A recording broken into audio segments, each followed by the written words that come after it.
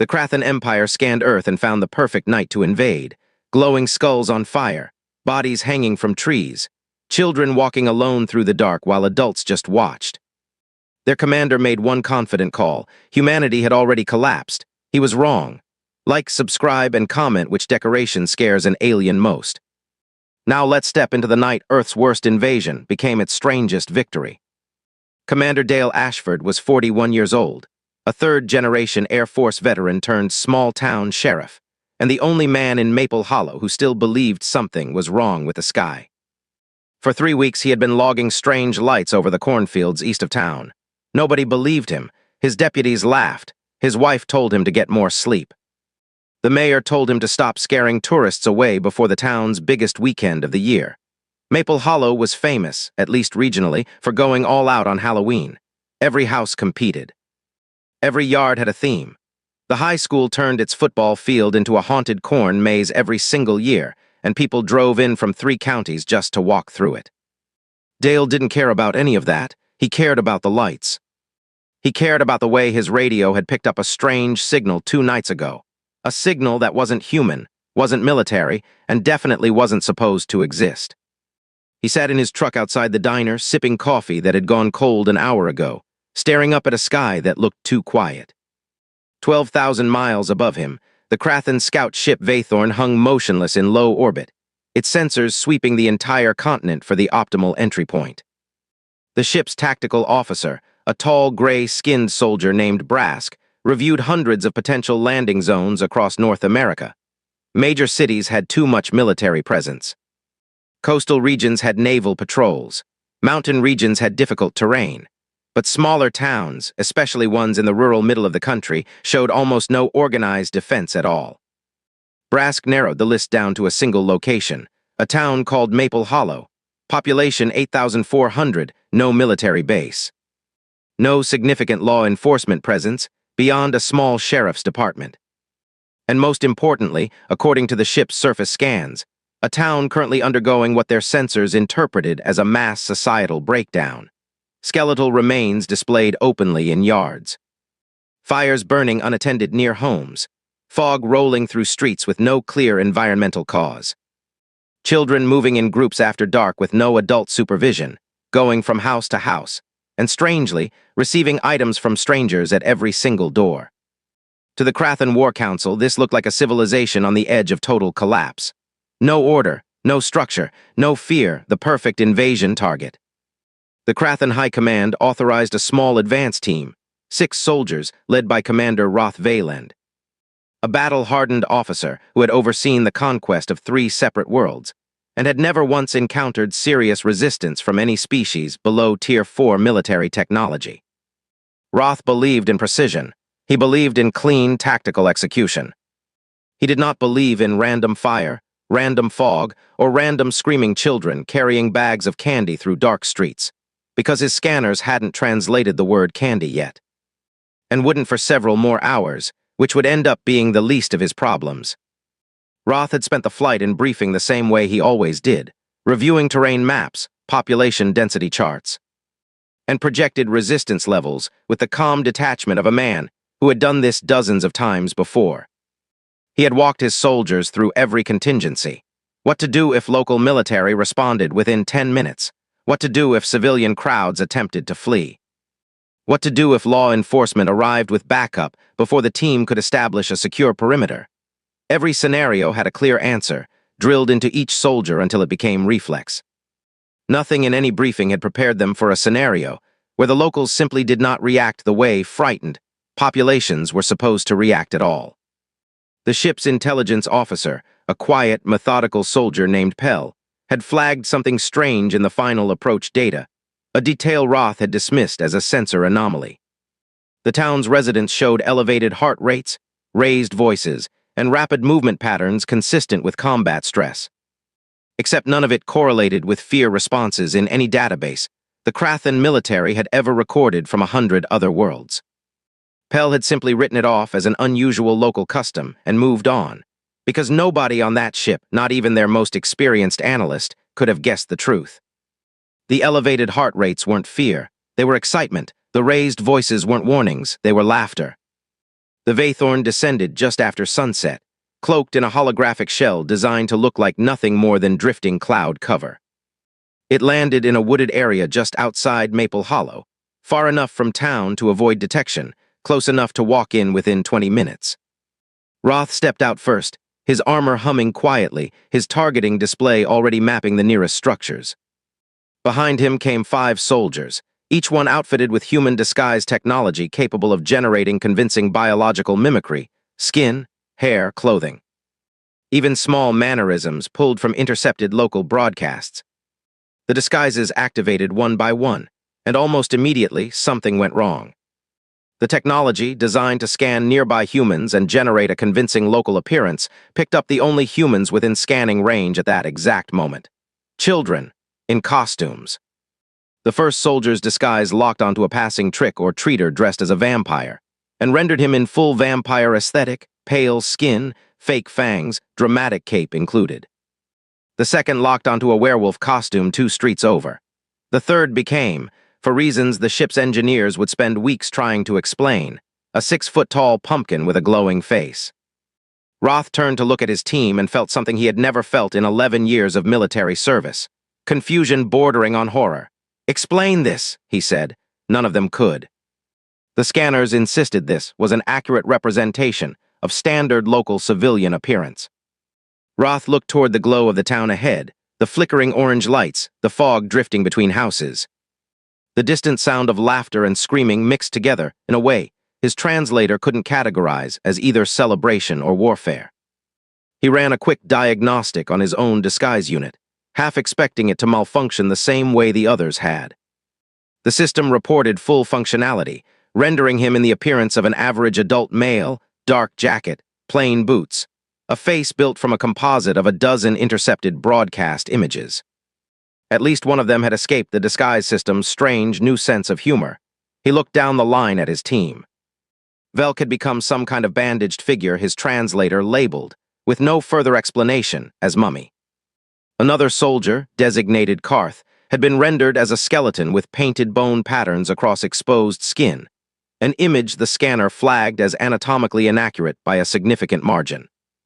A third soldier had somehow become an exact replica of what the system called a ghost, a flowing white shape with no visible legs at all, which made walking considerably more difficult than it should have been.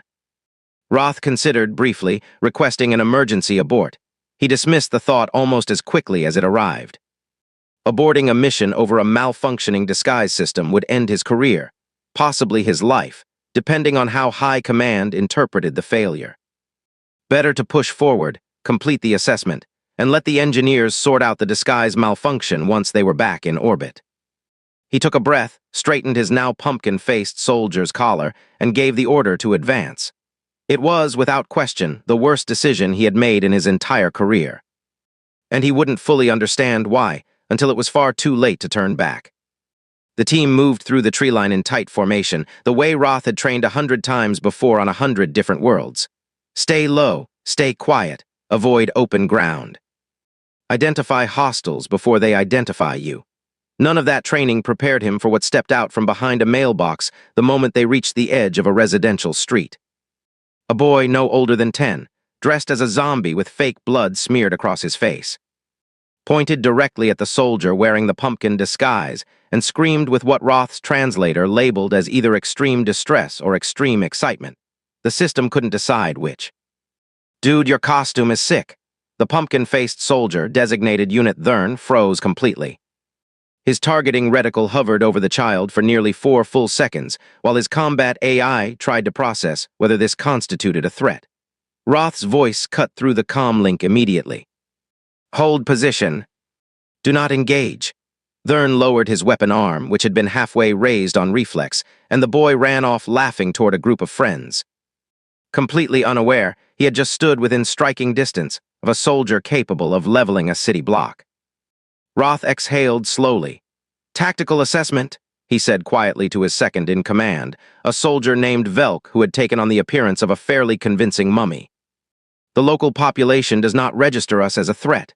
Velk scanned the street ahead. Dozens of children moved between houses in small groups, climbing porch steps, knocking on doors, holding bags open while adults dropped items inside. None of them ran. None of them screamed in fear. If anything, the screaming Roth kept hearing was something closer to joy. "Sir," Velk said carefully, "I believe this activity is voluntary." Roth didn't respond right away. He was watching a grown man standing on his porch wearing a full werewolf mask, handing out small wrapped items to every child who approached, while a fog machine beside him pumped a steady stream of white mist across the yard. This was either the most elaborate camouflage operation Roth had ever witnessed, designed to lure invaders into a false sense of security before a coordinated counter-strike, or something his translator still refused to properly define. He decided to test his theory. He approached the porch directly, doing his best to mimic the relaxed posture of the humans around him.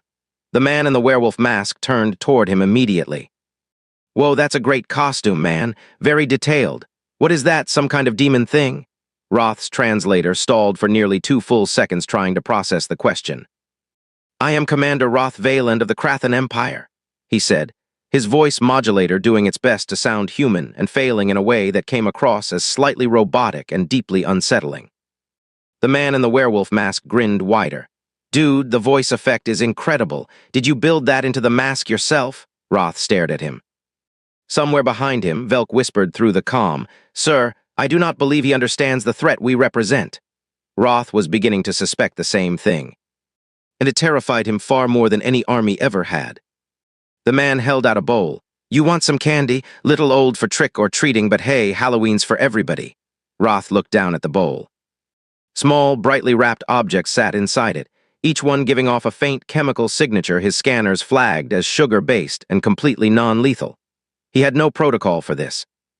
11 years of military service, 3 planetary conquests, and not a single simulation had prepared him for a civilian, voluntarily offering him food during what should have been the opening minutes of a planetary invasion.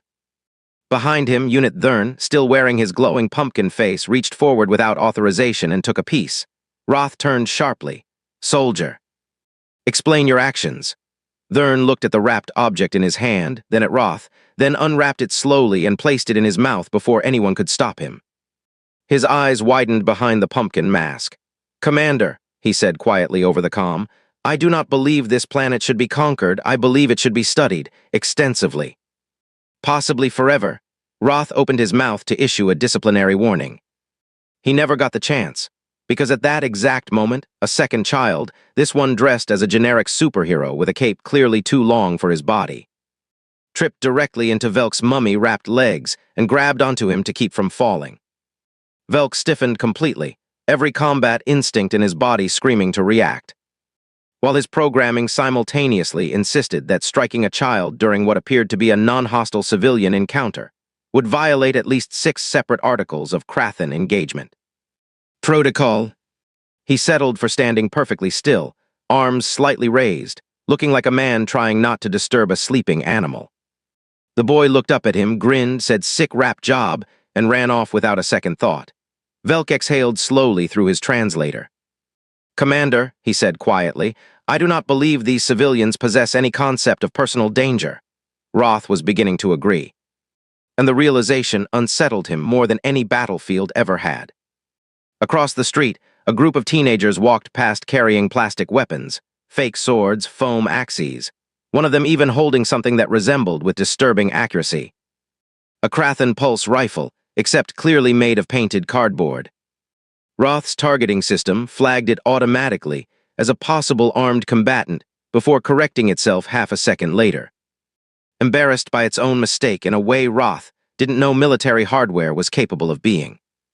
He watched the teenagers walk past without a glance in his direction, laughing about something unrelated entirely, completely unaware that 6 armed invaders stood less than 20 feet away, deciding in real time whether tonight was the night Earth's defense began or ended. Roth checked his chronometer. 11 minutes had passed since landing, and not a single tactical objective had been completed. No structures secured, no civilians detained, no command infrastructure identified. By any normal invasion standard, this represented a catastrophic operational failure.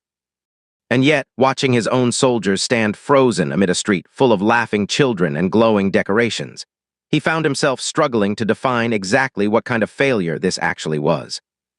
He keyed his comm again. "Velk, status of the structure ahead." Velk's voice came back hesitant. "Commander, the structure appears to be a private residence. The occupant continues to offer wrapped food items to passing children at regular intervals. I do not yet understand the strategic purpose."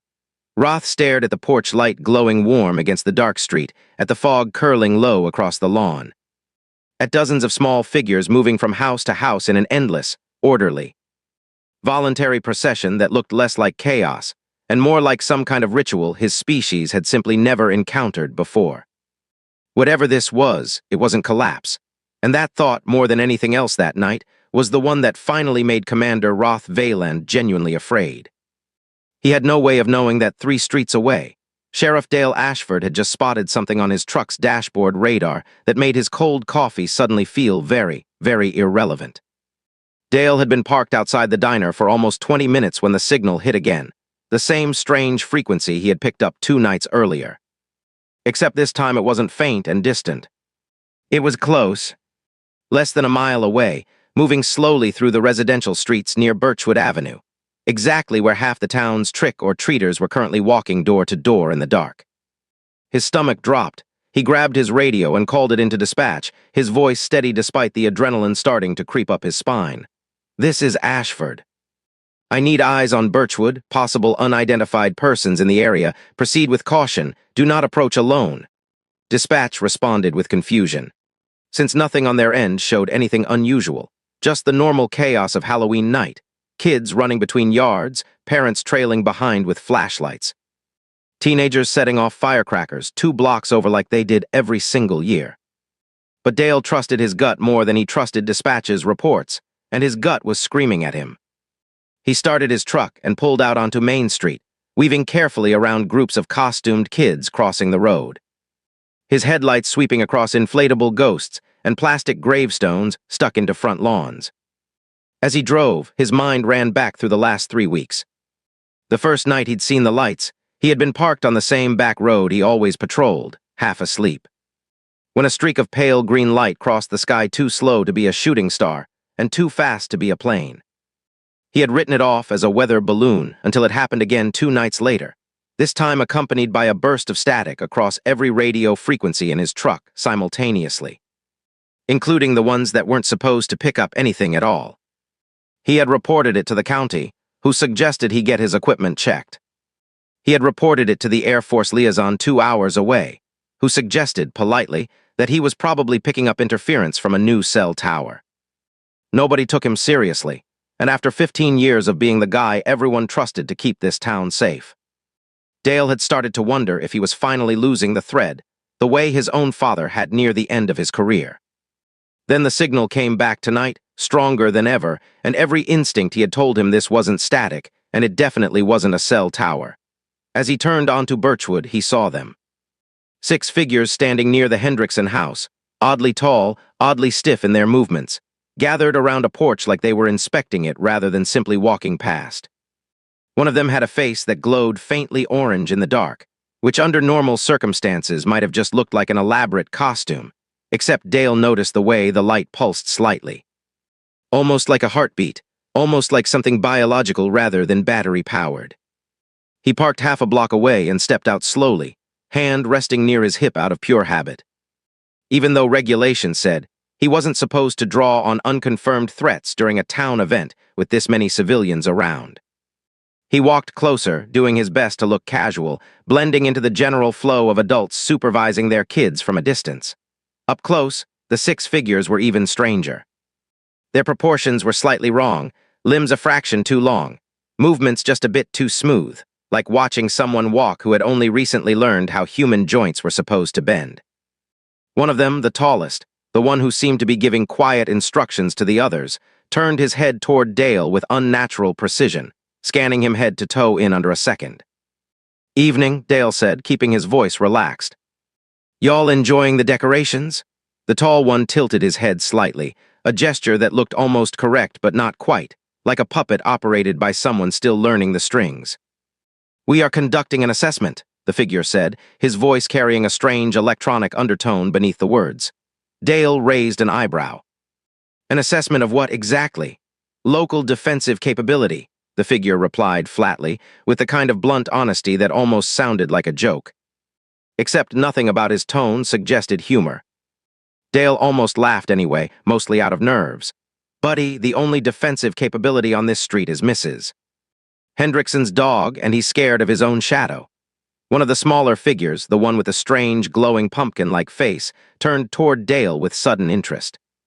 Sir, is the canine a tactical asset? Dale blinked. It's a chihuahua. The glowing-faced one turned back to the tall leader. Commander, I do not believe the chihuahua poses a credible threat. Dale's instincts. The same one's honed over 15 years of police work, and a lifetime of growing up around military stories from his father. Told him with absolute certainty that something about this conversation was deeply, fundamentally wrong, even if he couldn't yet say exactly what. He decided to test it. You boys aren't from around here, are you? The tall one straightened, his posture shifting into something almost formal. We are not. Dale's hand moved slightly closer to his radio. Mind telling me where you're from then? There was a pause, just half a second too long to be natural, before the tall one answered. Beyond your current understanding of the universe. Dale stared at him. Somewhere behind him, a group of trick-or-treaters ran past laughing, one of them dressed as an astronaut. Completely unaware, they had just sprinted directly, past an actual alien commander mid-conversation with the town sheriff. Dale slowly reached for his radio, thumb hovering over the call button, his mind racing through every possible explanation that didn't involve the words first contact. He found none. And as he opened his mouth to call for backup, the tall figure's eyes shifted color, just slightly, just enough for Dale to notice, right before 12,000 miles above them. The Krathan War Council sent down an emergency transmission that would change everything happening on that quiet street in the next 60 seconds. The transmission hit Roth's earpiece with the kind of urgency reserved for catastrophic battlefield failures.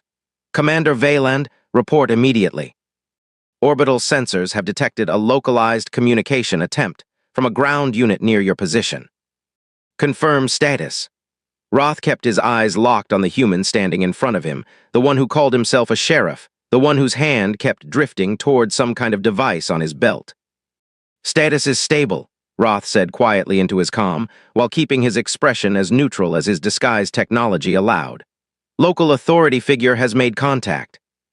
Assessing threat level, the voice on the other end, Krathan High Command itself, sharpened immediately. Authority figure. Explain his capabilities.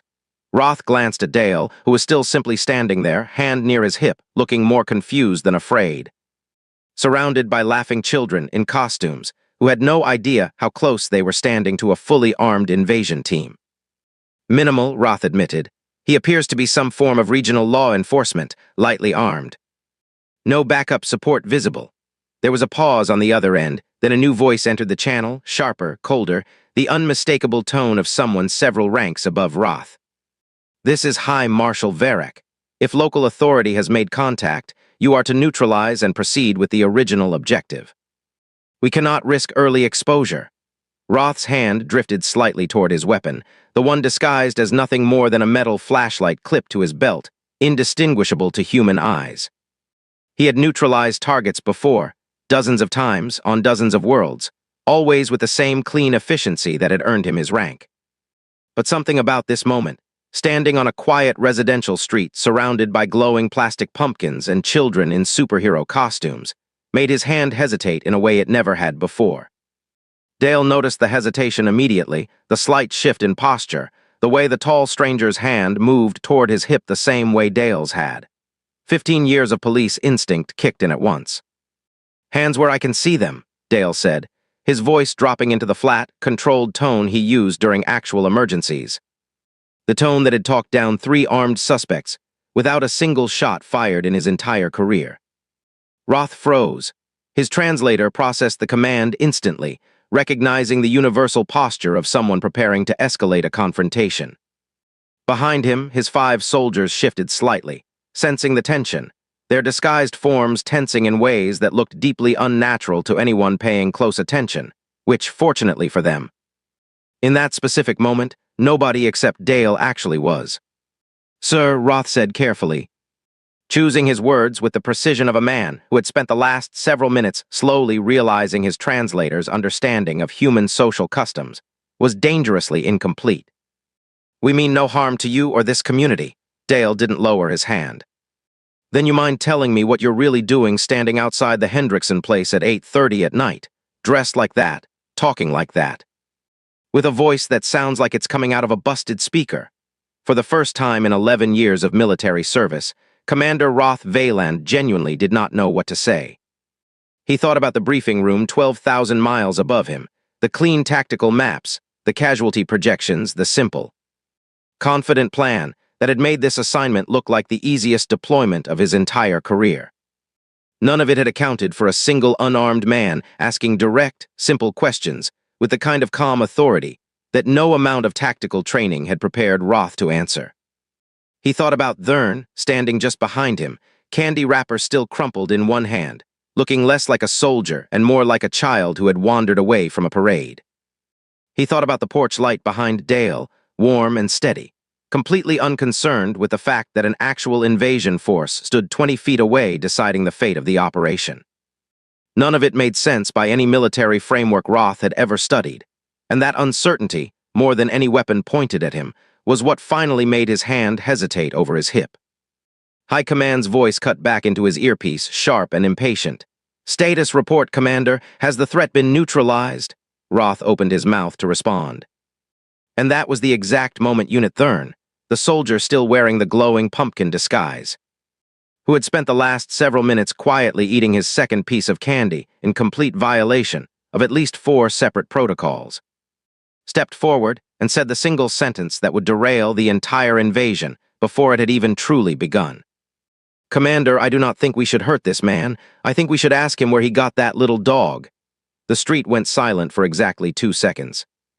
Dale stared at the glowing-faced figure who had just expressed concern for Mrs. Hendrickson's chihuahua in the middle of what was rapidly becoming the strangest standoff of his entire career.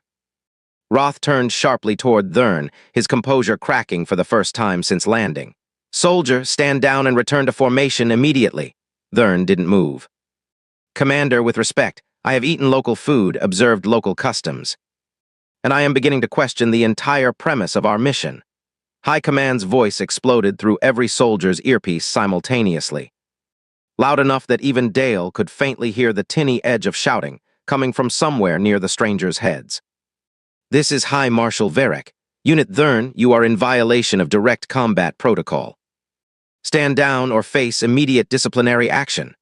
Thurn looked at the wrapper still crumpled in his hand, then at the porch light glowing warm and orange behind him, then at the dozens of children still laughing and running between yards, completely unaware of the crisis unfolding feet away from them. "Sir," he said quietly, "I do not believe this planet wants war. I believe this planet wants to know if you'd like some candy first."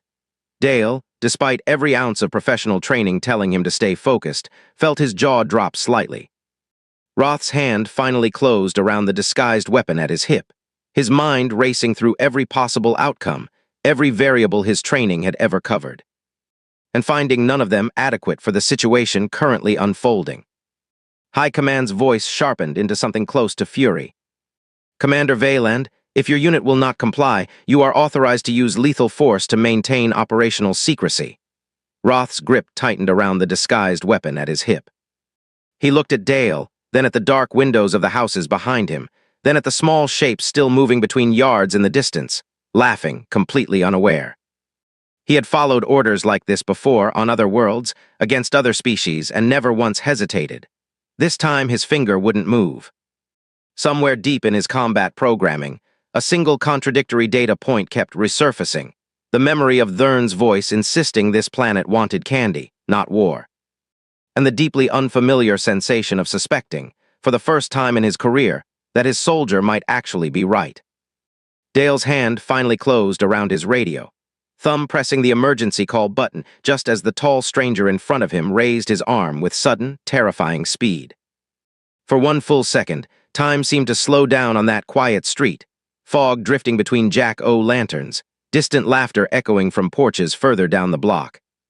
Completely unaware that an actual armed confrontation between two species, was about to erupt in the middle of their neighborhood. And then from somewhere behind Dale, a deep booming voice broke the silence entirely. "Hey, is that a 6-foot inflatable skeleton, or do you just have really tall friends?" Every head turned. Standing on his porch, holding a beer in one hand and a bowl of candy in the other, was Russell Prout, Maple Hollow's loudest and most enthusiastic Halloween decorator. A man who had once spent $4,000 turning his front yard into a full-sized haunted graveyard. He squinted at the group, standing near the Hendricksons' yard. Taking in their unnaturally tall frames and stiff posture with the unfiltered confidence of a man 2 beers deep into a holiday, he took far too seriously. "Man, that costume detail is unreal," Russell said, stepping off his porch and walking straight toward them without a hint of fear. "Where'd you get that voice modulator?" "I gotta get one of those for next year." Roth's raised arm froze mid-motion. High Command's voice screamed through his earpiece, demanding an explanation for the sudden delay. But for the first time since the mission began, Roth genuinely had no idea how to answer. Because the most heavily armed soldier in his unit was currently being approached by an unarmed, slightly drunk human holding nothing more dangerous than a beer and a bowl of fun-sized chocolate bars. And somehow, against every tactical principle Roth had ever learned, that man looked completely unafraid. Russell Prout walked right up to Commander Roth Valand, completely unaware that he was standing within arm's reach of a weapon capable of leveling his entire street, and reached out to touch the fabric of Roth's disguised armor with the casual curiosity of a man inspecting a neighbor's new grill. "This is some next-level stuff," Russell said, grinning. "You build this yourself or order it online?" Roth's arm, still raised from moments earlier, slowly lowered on its own. His combat instincts completely overridden by a situation his training had never once prepared him for. Dale used the distraction to step closer, positioning himself between Russell and the strangers, his hand still resting on his radio, his eyes never leaving Roth's face. "Russell, get back to your house," Dale said firmly. Russell waved him off without even looking back. "Relax, Dale. It's Halloween. Everybody's in costume. You're being paranoid." High Command's voice exploded through the comm one final time, demanding immediate status. Threatening disciplinary action, screaming protocol violations that none of the soldiers standing on that street were currently capable of following, because every single one of them had quietly, slowly, without ever truly deciding to, stopped thinking of this mission as an invasion several minutes ago. Roth looked down at Russell, then at Dale, then at his own soldier still holding a half-eaten piece of candy with what could only be described as genuine contentment. He made a decision that would later be classified, debated, and eventually buried deep within Krathen military archives as the single strangest tactical call in the Empire's recorded history. He lowered his weapon completely. "Stand down," he said quietly into his comm, loud enough for only his team to hear. "All units stand down." High Command's voice came back instantly, sharp with disbelief. "Commander, repeat your last transmission."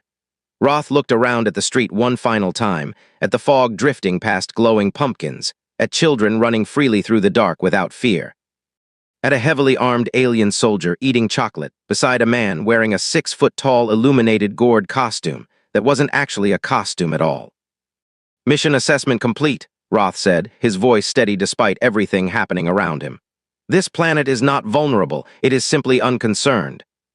There is a difference, and we did not understand it until tonight."